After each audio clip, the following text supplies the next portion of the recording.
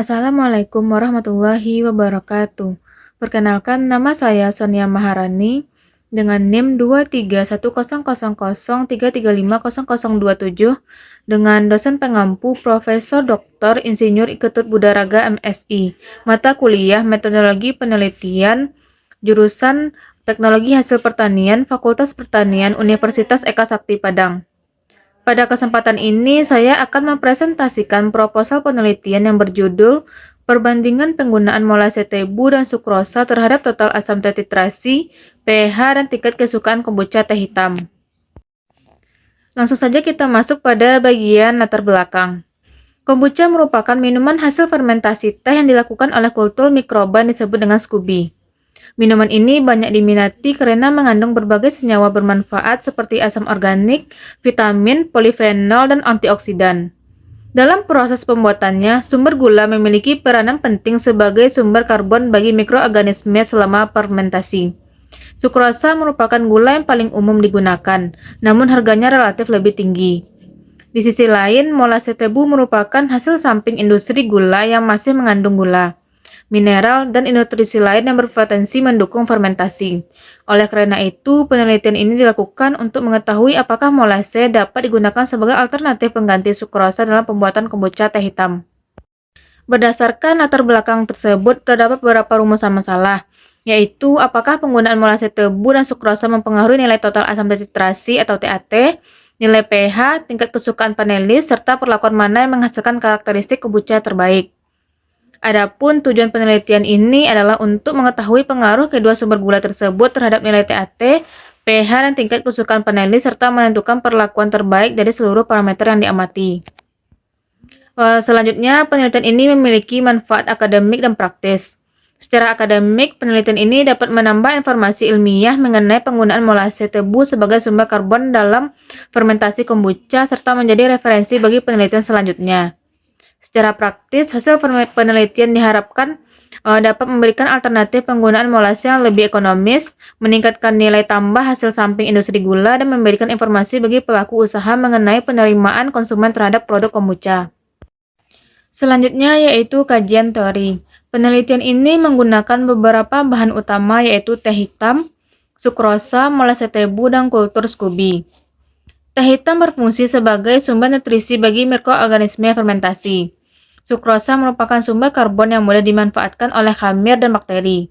Molase tebu mengandung gula sekaligus mineral dan vitamin yang dapat mendukung aktivitas fermentasi. Sedangkan SCOBY merupakan kultur simbiotik bakteri dan khamir yang berperan dalam pembentukan berbagai asam organik selama proses fermentasi kombucha. Selanjutnya yaitu penelitian terdahulu dan research gap. Beberapa penelitian sebelumnya menunjukkan bahwa jenis teh, jenis pemanis, konsentrasi gula, serta lama fermentasi dapat mempengaruhi karakteristik kombucha seperti pH, total asam, dan tingkat kesukaan konsumen. Selain itu, penelitian juga menunjukkan bahwa molase memiliki potensi sebagai sumber karbon alternatif dalam proses fermentasi. Namun, berdasarkan kajian literatur yang dilakukan, belum ditemukan penelitian yang secara khusus membandingkan penggunaan molase tebu dan sukrosa pada kombucha teh hitam. Inilah yang menjadi research gap dalam penelitian ini. Selanjutnya, hipotesis penelitian.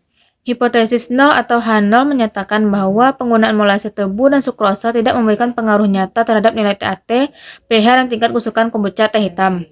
Sedangkan hipotesis alternatif atau H1 menyatakan bahwa penggunaan molase tebu dan sukrosa memberikan pengaruh nyata terhadap ketiga parameter tersebut. Selanjutnya yaitu kerangka konseptual.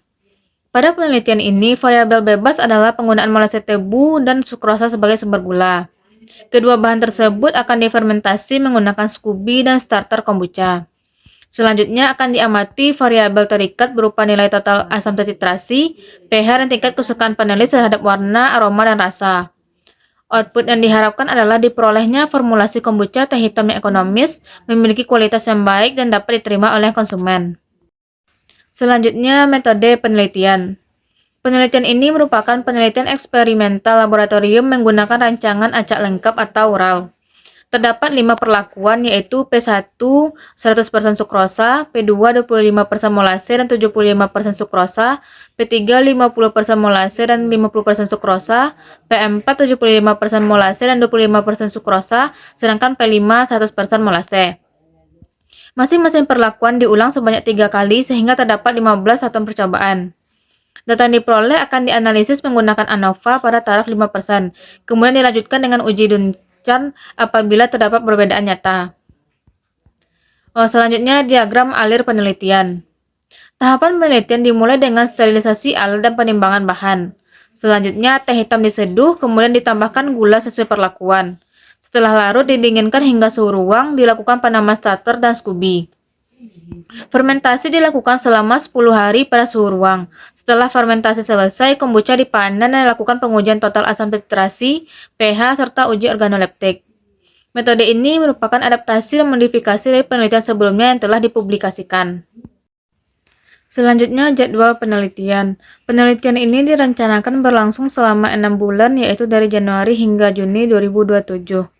Kegiatan meliputi studi literatur, penyusunan proposal, seminar proposal, pelaksanaan penelitian, analisis data, dan penyusunan laporan akhir. Dengan jadwal tersebut, diharapkan seluruh tahapan penelitian dapat terlaksana secara sistematis dan tepat waktu. Kemudian, rencana anggaran biaya. Total anggaran penelitian yang dibutuhkan adalah sebesar 978.000. Biaya tersebut mencangkup bahan habis pakai, analisis laboratorium, peralatan pendukung, transportasi dan logistik, serta administrasi dan percetakan laporan. Anggaran ini disusun berdasarkan kebutuhan penelitian selama proses fermentasi hingga analisis data. Sebagai penutup, penelitian ini diharapkan dapat memberikan informasi ilmiah mengenai potensi molase tebu sebagai sumber karbon alternatif dalam pembuatan kombucha teh hitam yang lebih ekonomis, bernilai tambah dan tetap memiliki kualitas yang baik serta dapat diterima oleh konsumen. Demikian presentasi proposal penelitian yang dapat saya sampaikan. Atas perhatiannya saya ucapkan terima kasih. Saya akhiri dengan wassalamualaikum warahmatullahi wabarakatuh.